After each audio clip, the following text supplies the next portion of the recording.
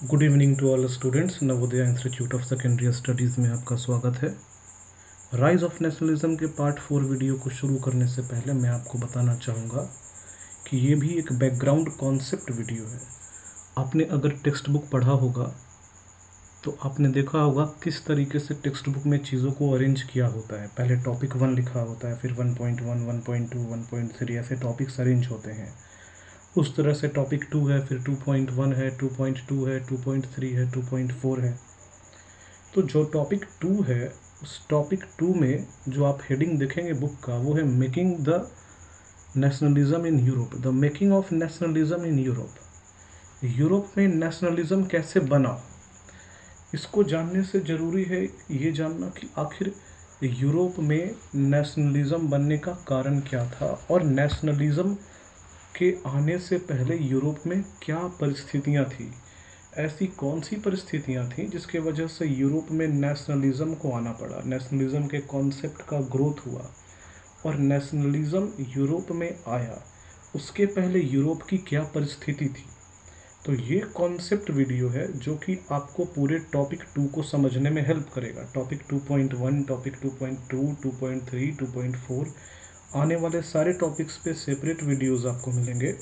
लेकिन उस वीडियो को जानने से पहले आपको ये जानना होगा कि आखिर क्या परिस्थितियां रहीं कि यूरोप में नेशनलिज्म का ग्रोथ हुआ। इसके अलावा नेशनलिज्म आने से पहले यूरोप की हालत क्या थी। तो देखिए, ये है बैकग्राउंड वीडियो जिसमें लिखा है diverse condition of Europe before nationalism begins. Nationalism के आने से पहले यूरोप की परिस्थितियाँ क्या थी, यूरोप कैसा था।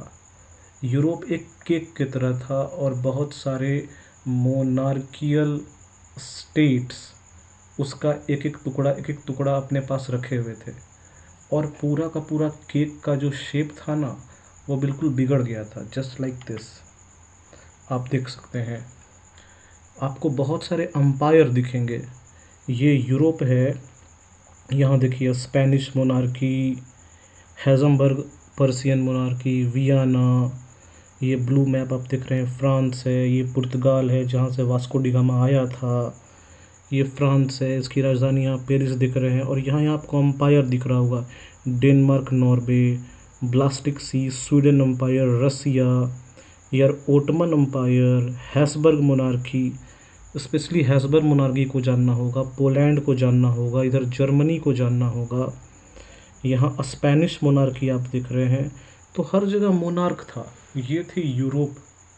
आप देख सकते हैं ये कैसे फ्रैगमेंट्स में टूटा था, एक मुकम्मल नक्शा नहीं बन पाया था, जिसको बोलते हैं ना आइडियल मैप, जिसको कि यूरोप का आप उसको कह सकते हो कि एक आइडियल मैप हो। और उस यूरोप में आइडियल मैप में उसको स्टडी कर पाना मुश्किल था क्योंकि यूरोप में छोटे छोटे स्टेट्स थे और सब में मोनार्की थी।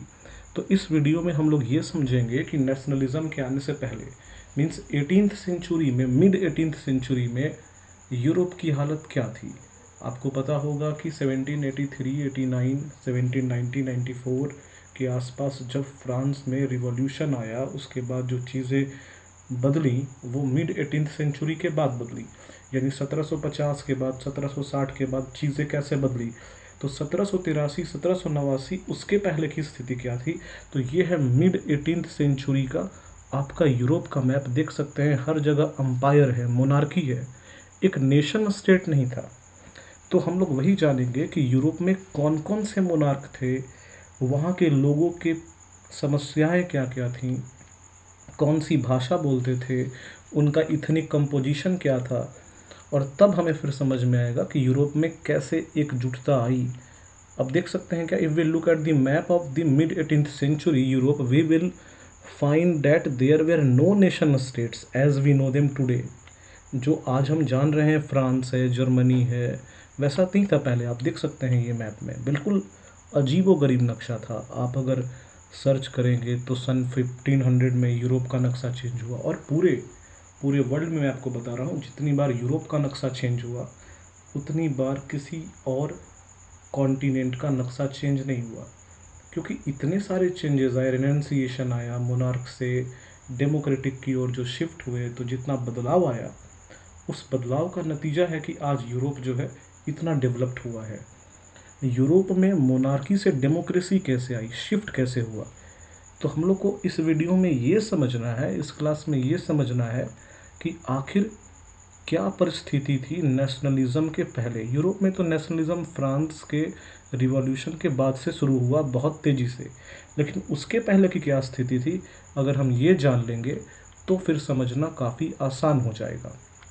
मैं फिर से आपको बताऊं कि अगर हम लोग बैकग्राउंड को जान लेंगे तो आगे के टॉपिक को पढ़ना आसान होगा। देखिए यहाँ पे इस मैप को आप देखिए, इधर ग्रीन दिख रहा है, फिर येलो दिख रहा है, ब्लू दिख रहा है, ये जितना भी है, और अलग अलग देश के झंडे आपको दिख रहे हैं। ये मैप है 1765 का, यूरोप 1765। 1789 में फ्रेंच रिवॉल्यूशन हुआ था, उसके पहले का ये है। और जितना जितना आपको झंडा दिख रहा है ये सारे अलग अलग मोनार्कियल स्टेट्स हैं। ये तो आपका इधर रशिया हो गया, यहाँ आप देखिए रोमानिया है, यहाँ फ्रांस है, इधर पुर्तगाल आपको दिखेगा, जर्मनी दिखेगा, हंगरी दिखेगा, ऑटोमन अम्पायर दिखेगा। ये सब अम्पायर है, यहाँ कोई स्टेट नहीं है, नेशन स्टेट नहीं है, सब इंडिपेंडेंट मोनार्कियल स्टेट है। और ये मोनार्कियल स्टेट यूरोप को जो है एक नेशन बनने में बिल्कुल मदद नहीं कर रही थी। और इतनी सारी डाइवर्स स्टेट्स हो गई थी, हर छोटा छोटा स्टेट बन गया था, मोनार्की बन गया था। और उस मोनार्की कंडीशन में जो हमारे यूरोप में चेंजेस आए, और उस चेंजेस का जो नतीजा था वो था नेशनलिज्म। तो नेशनलिज्म के पहले यूरोप में कितने स्टेट्स थे, कितने मोनार्कीज थे, ये अगर हम जान लेंगे तो आगे के टॉपिक को समझना आसान हो जाएगा। तो देखते हैं आगे क्या है, देखते हैं। हाँ देखिए, ये तो थोड़ा अच्छा नक्शा आपको देखने में लग रहा है, वियना कन्वेंशन के बाद हुआ था 1815 में। फिर भी आप देख सकते हैं यहाँ पे ऑस्ट्रिया अम्पायर है, ऑस्ट्रिया अम्पायर, ये हंगरी है, साइबेरिया ये ओटमन अम्पायर है, ये रसियन अम्पायर है, ये नॉर्वे, स्वीडन, डेनमार्क, फ्रांस। तब तक फ्रांस जो है एक पूरा नेशन बन चुका था, स्विट्ज़रलैंड भी उस समय नेशन बन चुका था। इन डैट केस हम लोग ये पाते हैं कि जैसे जैसे समय चेंज हो रहा है, यूरोप का मैप भी चेंज हो रहा है और मोनार्कियल स्टेट्स कमता जा रहा है, क्योंकि हर देश चाहता है उसके पास डेमोक्रेसी हो। तो इस मैप में आप देख रहे हैं फ्रांस ऑलरेडी डेमोक्रेटिक हो चुका है, लेकिन यहाँ पे 2-4 अम्पायर आपको दिखेंगे। और ये सारे अम्पायर जो हैं उनमें डेमोक्रेसी कैसे आती है, उनमें नेशनलिज्म पहले कैसे आएगा, फिर उसमें डेमोक्रेसी आएगी, यही सबको स्टडी करना है। लेकिन उसके पहले हम लोग उसके पहले की स्थिति को जानेंगे कि नेशनलिज्म यूरोप में आई, उसके पहले यूरोप की परिस्थितियाँ क्या क्या थी। क्या यूरोप के लोग जो थे तो वो नेशनलिज्म को चाहते थे कि नेशनलिज्म उनके देश में भी आए, वो भी एक देश के नागरिक कहलाए। वो अम्पायर के नागरिक कहलाने से अच्छा था कि वो नेशन के नागरिक कहलाना चाहते थे। वो ऑटोमन अम्पायर के नागरिक कहलाने से अच्छा जो है यूरोप का नागरिक, फ्रांस का नागरिक कहलाना चाहते थे। और इसी वजह से लोगों की इच्छा थी कि वो एक नेशन स्टेट्स को फॉर्म करे। तो नेशन स्टेट का जब फॉर्मेशन होता है, उसके पहले की परिस्थितियाँ क्या थी, हम लोग वही समझ रहे हैं यहाँ पे। देखिए जर्मनी, इटली, स्विट्ज़रलैंड, ये सब छोटे छोटे किंगडम में डिवाइडेड्स थे और उनकी एक ऑटोनोमस टेरिटरी थी। आप देख सकते हैं स्विट्ज़रलैंड दिखेगा, जर्मनी दिखेगा, ये सब अलग अलग है।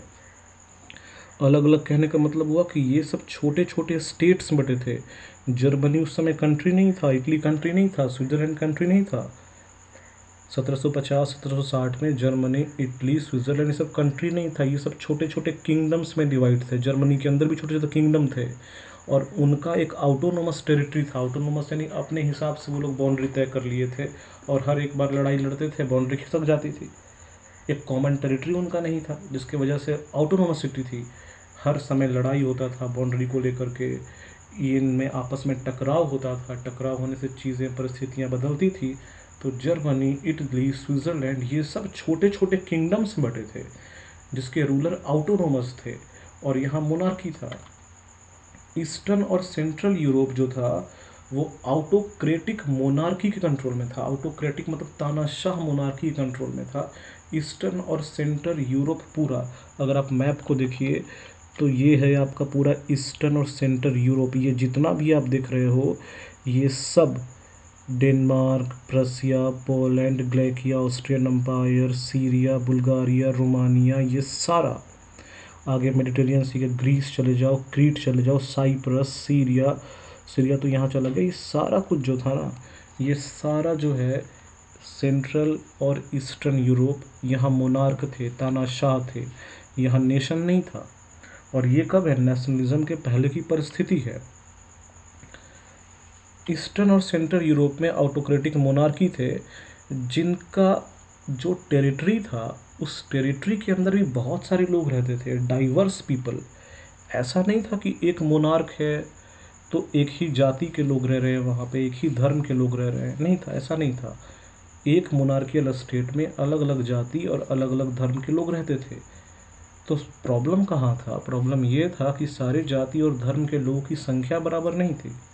वो जो थे मेजॉरिटी और माइनॉरिटी में थे, तो जो इथनिकल ग्रुप माइनॉरिटी में था उनको सताया जाता था, जो इथनिकल ग्रुप मेजॉरिटी में था उनकी वर्चस्वता थी।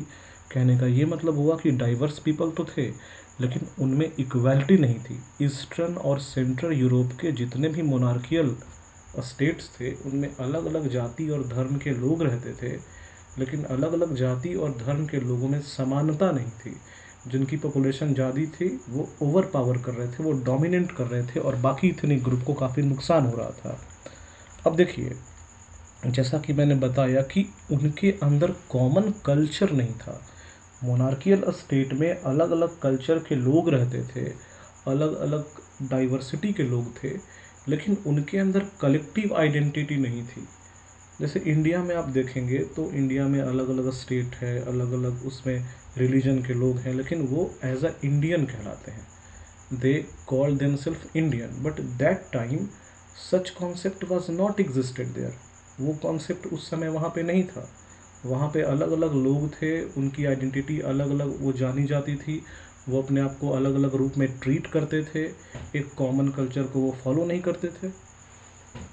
तो these are the things where they need to change themselves. Often they even spoke different language and belong to different ethnic group। जैसा कि मैंने आपको बताया कि अलग अलग इथनिक ग्रुप को बिलोंग करते थे। अलग अलग इथनिक ग्रुप को बिलोंग करने का मतलब उनका कल्चर अलग अलग था। अब ये भी है कि कल्चर जब अलग अलग है तो जिस कल्चर के लोग ज़्यादा होंगे उसकी वैल्यू ज़्यादा होगी, जिस कल्चर के लोग कम होंगे उनकी बात कम सुनी जाएगी, उनको सताया कम जाएगा, उनको सताया भी जो है बहुत दिक्कत होगा उनको। कहने का ये मतलब हुआ कि डिफरेंट इथनिक ग्रुप जो हैं वो अलग अलग कल्चर के सेक्टर के लोग हैं। नतीजा क्या होगा कि मेजॉरिटी और माइनॉरिटी का क्लैश होगा, इथनिक क्लैश होगा। और अगर मोनार्की उस मेजॉरिटी ग्रुप को बिलोंग करेगा तो माइनॉरिटी ग्रुप सफ़र करेगा। तो ये सारी चीज़ें यूरोप में थी। और अगर यूरोप में नेशनलिज्म आता है तो क्या होगा? वो एक राष्ट्र बनेगा, और ये सारे इथनिक ग्रुप चाहे वो माइनॉरिटी में हो चाहे वो मेजॉरिटी में हो, सबको इक्वल राइट्स मिलते, किसी को कोई सताता नहीं, इथनिक ग्रुप में कोई क्लैश नहीं होता। लेकिन ऐसा था नहीं। मिडिल 18th सेंचुरी में यूरोप में मोनार्कियल सिस्टम काफ़ी हाई पे था, और इस वजह से अलग अलग इथनिक ग्रुप और कल्चर के लोग आपस में काफ़ी ज़्यादा क्लैश हो रहा था, उनके अंदर लड़ रहे थे वो। अब देखिए, हैब्सबर्ग एम्पायर, उसमें ऑस्ट्रिया हंगरी आता था, जो कि पैचवर्क में काम करते थे। ऑस्ट्रिया और हंगरी मिल करके हैब्सबर्ग एम्पायर बनाए थे, जिनमें अलग अलग रीजन और कल्चर के लोग होते थे। देखिए, ऑस्ट्रिया और हंगरी एक साथ मिलके यहाँ एक स्टेट बनाया, आपको देखिए मैप में दिखेगा, Austria empire, Austrian empire. Austrian empire में हंगरी भी है, ऑस्ट्रिया भी है, ये दोनों है। तो कहने का ये मतलब हुआ कि हंगरी और ऑस्ट्रिया ने मिलके एक अम्पायर बना लिया था। और आपको याद होगा वर्ल्ड वार 2 में भी जो है ऑस्ट्रिया और हंगरी एक साथ जर्मनी के साथ खड़ा हुआ था। तो कहने का ये मतलब हुआ कि ऑस्ट्रिया और हंगरी ने मिलके हैब्सबर्ग अम्पायर बनाया, और उसमें भी एक रीजन के लोग नहीं थे, अलग अलग रीजन और कल्चर के लोग थे। यानी कहने का ये मतलब हुआ कि नेशनलिज्म आने से पहले यूरोप में जितने भी मोनार्कियल स्टेट्स थे वो सब एक तरह से अनस्टेबल थे। अनस्टेबल कहने का मतलब ये हुआ कि उनमें अंदर शांति नहीं थी। क्यों शांति नहीं थी? क्योंकि वहाँ पे क्लैश हो रहा था माइनॉरिटी का, मेजॉरिटी का। अगर मोनार्की मेजॉरिटी ग्रुप को बिलोंग करता था तो वो माइनॉरिटी को क्लच करता था। इसका इम्पैक्ट बाकी नेशंस पे भी पड़ते थे, बाकी एम्पायर पे भी पड़ते थे। मान लीजिए एक मोनार्क एक्स है जहाँ पे एक ख़ास रिलीजन के लोग मेजॉरिटी में हैं, तो वो उनको माइनॉरिटी को सता रहे हैं।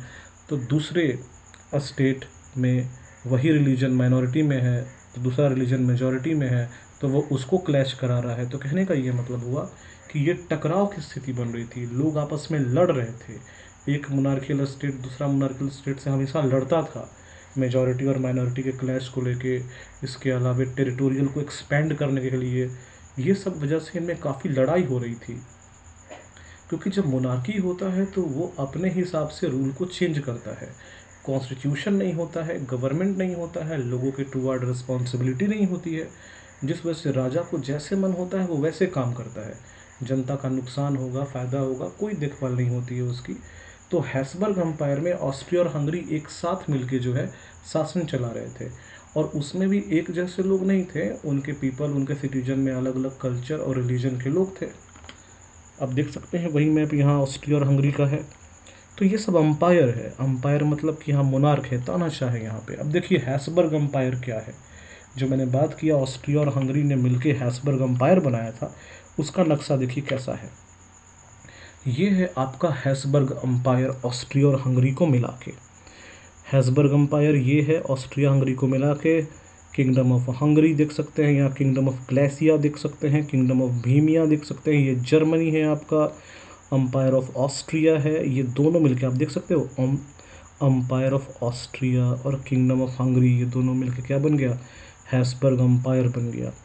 तो इस तरह से सारा अंपायर देखिए, किंगडम ऑफ कॉर्टिया है, बोल्सनवीनिया है, फिर देखिए फाइनेंस मिनिस्ट्री इसका है, मॉन्ट्रियल है, अल्बेनिया है, साइबेरिया है, रोमानिया है, बुल्गारिया है, किंगडम ऑफ ब्लैकिया है, इधर पोलैंड है। यहाँ पे आप देख सकते हो, यहीं पे फ्रांस भी आपका था। तो ये जो नक्शा आप देख रहे हैं, ये नेशनलिज्म के पहले का नक्शा है। तो मैंने आपको पहले भी बताया था कि यूरोप का नक्शा हर 100 साल में चेंज होता था, क्योंकि इतने सारे अंपायर थे, एक दूसरे से लड़ते थे, कि उनकी बाउंड्री एक जैसी होती ही नहीं थी। कभी इस अंपायर का बाउंड्री घटा तो कभी उस अंपायर का बाउंड्री बढ़ा। तो जो अरिस्टोक्रेसी थी, जो मोनार्की थी, जो डिक्टेटरशिप था, उसके वजह से इतने क्लैश हो रहे थे कि एक स्टेबिलिटी आ पाना मुश्किल हो गया था।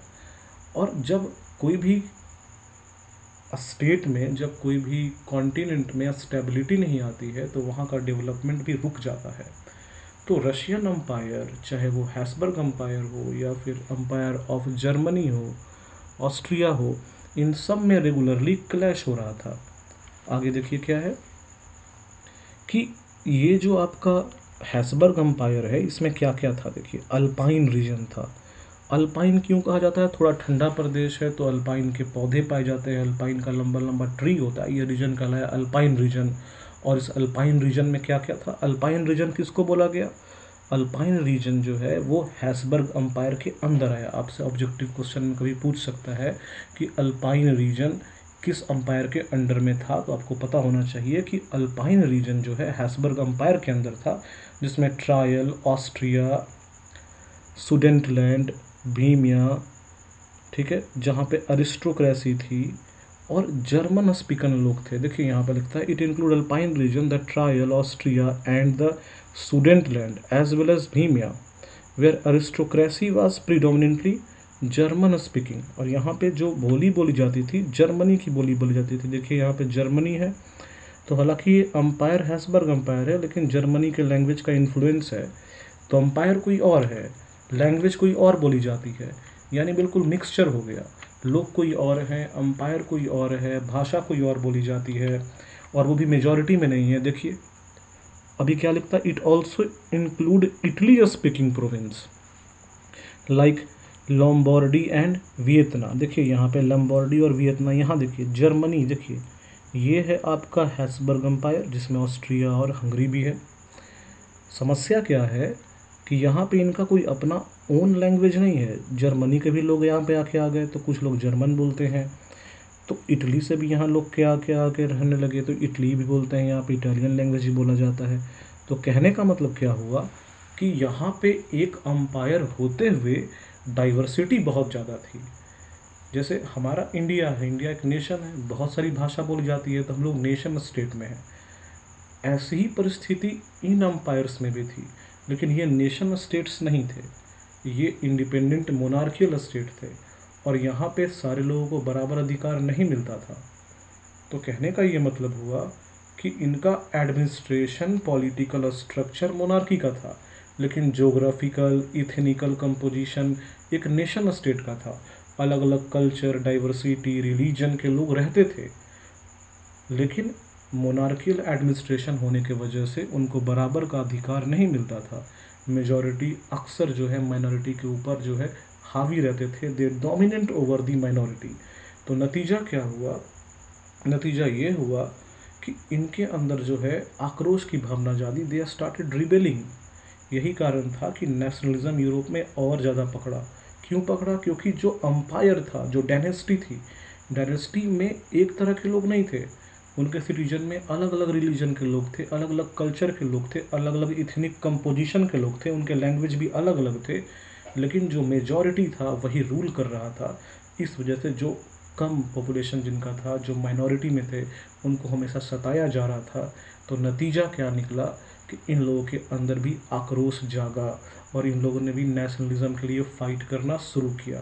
तो अभी हम लोग बस वही जानने की कोशिश कर रहे हैं कि यूरोप में नेशनलिज्म आने से पहले परिस्थितियाँ क्या थी। और फ्रांस में आपने देखा कि फ्रांस में जब नेशनलिज्म आ गया तो लोगों को एक एग्जाम्पल मिल गया बाकी यूरोपियन को कि अगर फ्रांस में डेमोक्रेसी आ सकती है, फ्रांस में रिपब्लिक इस्टेब्लिश हो सकता है, तो हमारे यहाँ क्यों नहीं हो सकता है। हमारा भी अलग अलग कल्चर है, अलग अलग रिलीजन है, हम लोग अलग अलग इतनी ग्रुप के लोग हैं, एक ही एम्पायर में अलग अलग भाषा बोली जाती है, अलग अलग इथनिक कंपोजिशन है, अलग अलग कल्चर है हमारा, तो हम लोग क्यों नहीं नेशन स्टेट बन सकते। तो यही फीलिंग यहाँ के लोगों के अंदर जागी। आपने यहाँ देखा कि अल्पाइन रीजन है आपका, यहाँ पे अरिस्टोक्रेसी है, इटालियन स्पीकिंग लोग भी हैं, जर्मन स्पीकिंग लोग भी है। तो कहने का मतलब हुआ भले ही मोनार्की एक हो, भले ही मोनार्कियल स्टेट एक हो, लेकिन अलग अलग लैंग्वेज के लोग बोल रहते हैं, अलग अलग कल्चर के लोग रहते हैं, लेकिन फिर भी इनको इक्वालिटी नहीं मिला, इनको फ्रेटर्निटी नहीं मिला, इनको फंडामेंटल राइट्स नहीं मिले। तो ऐसी परिस्थितियाँ थी नेशनलिज्म आने से पहले। ये फिर से मैप में आप देख सकते हैं, मैंने बार बार इसलिए स्लाइड में मैप को रखा है कि आप उसको समझ सकें। अब देखिए हंगरी का हाल क्या था। जैसे मैंने बताया कि यहाँ पे ऑस्ट्रिया है, हंगरी है, तो आपने यहाँ ऑस्ट्रिया में देखा क्या हालत था, ऑस्ट्रिया में। अब हंगरी में देखें क्या था। हंगरी में आधा पॉपुलेशन जो है मगयारा लैंग्वेज बोलता था, मगयार लैंग्वेज, और आधा पॉपुलेशन का तो अलग अलग भाषा था, वेराइटी ऑफ डायलेक्ट्स था। यानी कल्चर के हिसाब से एक नेशन स्टेट बनने के लायक थे, लेकिन इनके अंदर का जो मोनार्कियल एडमिनिस्ट्रेशन था वो उनको नेशन स्टेट बनने नहीं दे रहा था। Look at the situation. मैंने आपको फिर से बताया हैसबर्ग अम्पायर। ऑस्ट्रिया को आपने देख लिया कि ऑस्ट्रिया के अंदर क्या था, सुडेंटल था, भीमिया था, और यहाँ पे इटालियन लैंग्वेज और जर्मन लैंग्वेज बोला जाता था। किसमें?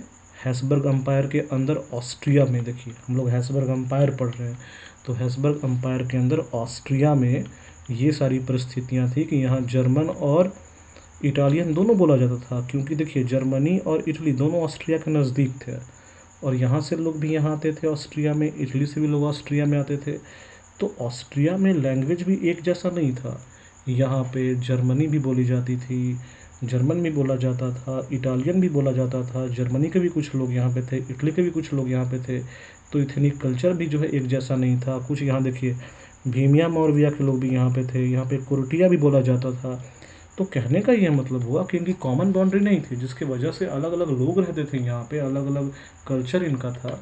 तो एक नेशन स्टेट बनने के फॉर्म में तो ये थे, लेकिन इनके अंदर का जो मोनार्कियल गवर्नमेंट था, जो मोनार्कियल शासन था, जो तानाशाह था, वो यहाँ पे नेशनलिज्म को प्रमोट नहीं कर रहा था।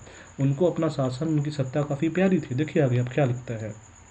हंगरी का हाल देखिए, आधा लोग जो है मगयार लैंग्वेज बोलता था और आधा लोग का अलग अलग भाषा था। देखिए यहाँ हंगरी है, हंगरी में देखिए रोमानिया के लोग हैं, यहाँ बोल्सनीनिया के भी लोग आते थे, यहाँ से कॉर्टिया के भी लोग आते थे, ग्लैकिया के भी लोग आते थे। तो कहने का ये मतलब हुआ कि चाहे वो हंगरी हो चाहे वो ऑस्ट्रिया हो, एक जैसे लोग नहीं थे, यहाँ पे अलग अलग लोग रहते थे, उनकी कल्चर अलग अलग थी। तो एक लाइन में अगर मैं समअप करना चाहूँ तो पूरे यूरोप में अलग अलग मोनार्कियल स्टेट्स थे। यूरोप के अंदर नेशन स्टेट्स नहीं थे 18th सेंचुरी में, मोनार्कियल स्टेट्स थे। और मोनार्कियल स्टेट होने के वजह से वहाँ पे मोनार्कियल एडमिनिस्ट्रेशन था, मोनार्क एरिस्टोक्रेसी में था, ऑटोक्रेटिक था, वो अपने हिसाब से शासन करता था। हालांकि यहाँ पे लोग अलग अलग थे, इनके कल्चर अलग अलग थे, लेकिन इनके अंदर माइनॉरिटी और मेजॉरिटी के कारण अलग अलग इथनिक ग्रुप में क्लैशेस होते थे। और मोनार्कियल गवर्नमेंट में मोनार्क यानी कि वहाँ का किंग उसी रिलीजन को सपोर्ट करता था, उसी इथनिक ग्रुप को सपोर्ट करता था जो मेजॉरिटी में होते थे और जो उनके फेवर में होते थे। नतीजा क्या था कि जो माइनॉरिटी के लोग थे उनको काफ़ी सताया जाता था, या जो अलग अलग रिलीजन और कास्ट के लोग थे उनको काफ़ी क्लैशेस हो रही थी। कुल मिला के कहा जाए तो इक्वालिटी उनको नहीं मिल रहा था। अब देखिए ग्लैकिया में क्या था, ग्लैकिया में क्या था कि लोग पॉलिश बोलते थे, पोलैंड की भाषा पॉलिश बोलते थे। और यहाँ पे 3 डोमिनेंट ग्रुप थे जो कि अलग अलग बाउंड्री शेयर करते थे। देखिए ग्लेसिया अम्पायर है, देखिए यहाँ पे ये ग्लेसिया अम्पायर है, पोलैंड के नज़दीक है तो पॉलिश भाषा बोलते हैं। यहाँ के लोग भी यहाँ आ सकते हैं, इधर से भी लोग यहाँ आ सकते हैं। कहने का मतलब हुआ कि एक किंगडम होने के बावजूद भी इथनिक ग्रुप अलग अलग थी। ग्लैकिला जो है वो पोलैंड के नज़दीक था, तो वहाँ पे पॉलिश भाषा ज़्यादा बोली जाती थी। तो कोई भी एक स्टेट के अंदर यूनिफॉर्मिटी नहीं थी। यहाँ के लोग वहाँ जा रहे थे, वहाँ के लोग यहाँ आ रहे थे, तो अलग अलग कंपोजिशन था, अलग अलग नेचर था उनका। और उनके अंदर 3 डोमिनेंट ग्रुप थे जो बाकी ग्रुप को जो है काफ़ी ज़्यादा जो है नुकसान पहुंचा रहे थे। इसके अलावे उनकी जो बाउंड्री थी जो वो भी सेम थी। लिखता है क्या, there also live within the boundary of the empire. और ये तीनों डोमिनेंट ग्रुप अलग अलग किंगडम में नहीं थे, ये तीनों डोमिनेंट ग्रुप एक ही बाउंड्री के अंदर थे। देखिए किंगडम ऑफ ग्लैकिया, ग्लैकिया किंगडम में तीनों लोग, तीनों डोमिनेंट ग्रुप के लोग एक ही बाउंड्री में रहते थे। तो कहने का मतलब हुआ कि उनका बाउंड्री भी एक था और 3 डोमिनेंट ग्रुप भी थे। तो नतीजा क्या हुआ, क्लैश तो होना तय था। यानी कि एक जगह से कहा जाए तो एक जैसा कुछ था नहीं, सब जगह मिक्सचर था। तो मिक्सचर होने से क्या है, सबको इक्वालिटी मिलनी चाहिए थी तो जाके चीज़ स्टेबल होती। लेकिन नेशनलिज्म तो वहाँ था नहीं। नेशनलिज्म आएगा तब जाके नेशन बनेगा, तब जाके उनको इक्वालिटी मिलेगी। लेकिन अभी नेशनलिज्म आया नहीं है। तो हम लोग अभी देख रहे हैं कि नेशनलिज्म आने के पहले उनकी परिस्थितियाँ क्या थी, तब जाके हम लोग उसको समझ पाएंगे। देखिए क्या है, a mass of subject, a mass of subject जिनका पॉपुलेशन ज़्यादा है, पीजेंट, जिसमें भीमिया थे, स्लोवाक थे जो कि नॉर्थ में रहते थे, सिल्वीनिया, करोलिनिया, क्रोस्ट ये साउथ में रहते थे, रोमन जो है वो ईस्ट में रहते थे। देखिए यहाँ मैप में देखिए, ये भीमिया है, ये नॉर्थ में है, क्रोटिनिया जो है वो साउथ नॉर्थ में है। यहाँ देखिए पोलैंड के लोग यहाँ पे हैं। तो कहने का ये मतलब हुआ कि अम्पायर के चारों ओर का जो कंडीशन है वो अलग अलग है। यहाँ देख सकते हैं पीजेंट पीपल जो है भीमिया और स्लोवाक वो नॉर्थ में है। यहाँ देखिए भीमिया है और स्लोवाक है, ये नॉर्थ में है। हैसबर्ग और ऑस्ट्रिया के नॉर्थ में भीमिया और स्लोवाक हैं, जहाँ पर अधिकतर लोग पीजेंट हैं। पीजेंट मतलब कि भूमिहीन किसान हैं, उनकी आर्थिक स्थिति अच्छी नहीं है। आगे यहाँ देखिए सिल्वीनिया, कोर्लेनिया, कोर्ट ये सब साउथ में है। यहाँ देखिए साउथ का जो पोजीशन है, कॉर्टिनिया है, बोल्सिनिया है, यहाँ पे साउथ में अलग लोग रहते हैं। नॉर्थ के लोग अलग हैं, साउथ के लोग अलग हैं। रोमन ईस्ट में है, यह देखिए रोमन अम्पायर यहाँ पे है। रोमेनिया, ये रोमन अम्पायर ये ईस्ट में है। बुल्गारिया ईस्ट में है। तो हैसबर्ग अम्पायर में जो किंगडम ऑफ हंगरी है, हंगरी के चारों ओर का कंडीशन भी अलग अलग है, यहाँ के रहने वाले लोग भी अलग अलग हैं। फिर भी ये नेशन स्टेट नहीं है। मैं बार बार नेशन स्टेट के ऊपर जोर क्यों दे रहा हूँ, आप समझिए चीज़ों को। अगर नेशन स्टेट होता है तो सारे इथनिक कंपोजिशन के लोगों को बराबर अधिकार मिलेगा। अगर नेशन स्टेट है तो किसी को सताया नहीं जाएगा, चाहे उनका परसेंट 1 हो, चाहे वो 100% हो, चाहे उनका परसेंट 1 हो, चाहे वो 10% पॉपुलेशन हो या 50% पॉपुलेशन हो, कोई किसी को डोमिनेट नहीं करेगा, कोई किसी को सताएगा नहीं। लेकिन यहाँ पे परिस्थितियाँ 18th सेंचुरी में अलग थी। Mid 18th century, 18th century में जो है यूरोप की परिस्थिति अलग थी। अलग अलग नेशन स्टेट का फॉर्मेशन वहाँ नहीं था। वहाँ पे क्या था, मोनार्क था। और मोनार्की गवर्नमेंट में अलग अलग caste, creed, culture, ethnic group के लोग रहते थे, लेकिन उनको बराबर अधिकार नहीं मिला था। तो अगर 5 मिनट में मैं इसको समअप करूँ तो मैं यही कहना चाहूँगा कि यूरोप में नेशनलिज्म आने से पहले यूरोप की परिस्थितियां जो है काफ़ी भिन्न थी। अलग अलग मोनार्कियल स्टेट था, और उस अलग अलग मोनार्कियल स्टेट में जो लोग थे वो भी डिफरेंट डिफरेंट थे, लेकिन उनको इक्वालिटी का राइट्स नहीं था। हंगरी एम्पायर हो, ऑस्ट्रिया एम्पायर हो, हैब्सबर्ग एम्पायर हो, कहने के तो एम्पायर थे, लेकिन यहाँ पे रहने वाले लोग डिफरेंट डिफरेंट कल्चर के थे। The people that were living at that state are of different cultures, different caste, different creeds, but they were not given equality. उनको इक्वालिटी नहीं दिया गया। उनका कॉमन लैंग्वेज नहीं था, but their language were not given respect. Only monarchical form of government was applied. Due to this reason, the system of the European administration was unbalanced. The monarchical government started unbalancing all the systems before nationalism come to Europe. Europe में nationalism आने से पहले इतना ज़्यादा imbalance create था इन monarchy में कि अब टाइम आ गया था कि यूरोप के सारे नेशन स्टेट्स को जो है एक नेशन का शेप दिया जाए। सारे इंडिपेंडेंट मोनार्कियल स्टेट को नेशन स्टेट का शेप देना इसलिए भी ज़रूरी हो गया था क्योंकि यूरोप में स्टेबिलिटी आ सके, क्योंकि यूरोप के लोग काफ़ी ज़्यादा एडवांस थे, डेवलप थे। आपको याद होगा स्टैच्यू ऑफ लिबर्टी में जो मशाल था एक हाथ में, वो इनलाइटेड था। तो कहने का ये मतलब हुआ कि यूरोप में नेशनलिज्म आना इसलिए भी ज़रूरी था क्योंकि इतना ज़्यादा डिफरेंशिएशन था लोगों के ग्रुप में, इतना ज़्यादा लोग डेवलप कर रहे थे, लेकिन उनका डेवलपमेंट सही से यूटिलाइज नहीं हो पा रहा था। उनका डेवलपमेंट सही से यूटिलाइज इसलिए भी नहीं हो पा रहा था क्योंकि उनका जो मोनार्कियल गवर्नमेंट था उनको ग्रो करने का मौका नहीं दे रहा था। उनके यहाँ क्लैशेस बार बार हो रहे थे। इथनिक कंपोजिशन का इतना अधिक क्लैश हो रहा था कि जो डेवलपमेंट है वो मुश्किल था।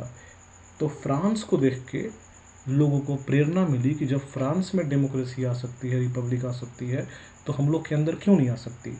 तो ये स्टूडेंट्स, ये एक बैकग्राउंड वीडियो है फ्रांस को एक आधार मान के यूरोप में नेशनलिज्म के बनने का। टॉपिक क्या है हमारा, देखिए टॉपिक ये है making of nationalism in Europe. Europe में नेशनलिज्म कैसे बना। तो यूरोप में नेशनलिज्म कैसे बना उसको जानने से पहले हमें ये जानना था कि नेशनलिज्म आने से पहले यूरोप की परिस्थितियाँ क्या थी, यूरोप में कितने मोनार्कियल एम्पायर थे। और मैं अभी उम्मीद करके चलता हूँ कि आप समझ चुके होंगे कि यूरोप में कितने मोनार्कियल एम्पायर थे, उनमें लैंग्वेज कैसा था, क्या लोग खुश थे या नहीं थे। ये सबका एक ब्रीफ कॉन्सेप्ट आपको मिल चुका है। तो नेक्स्ट वीडियो में हम लोग इसके आगे पढ़ेंगे कि परिस्थितियाँ कैसी थी। सो स्टूडेंट्स, इसका PDF लिंक जो है आप टेलीग्राम से ले सकते हैं। कोई भी वीडियो से रिलेटेड कोई भी डाउट हो, बैकग्राउंड कॉन्सेप्ट को समझने में कोई भी दिक्कत आ रही हो, आप मुझे कमेंट बॉक्स में क्वेश्चंस अपना लिख सकते हैं, मैं आपको सॉल्व करूंगा। वीडियो देखने के लिए thanks, have a nice day.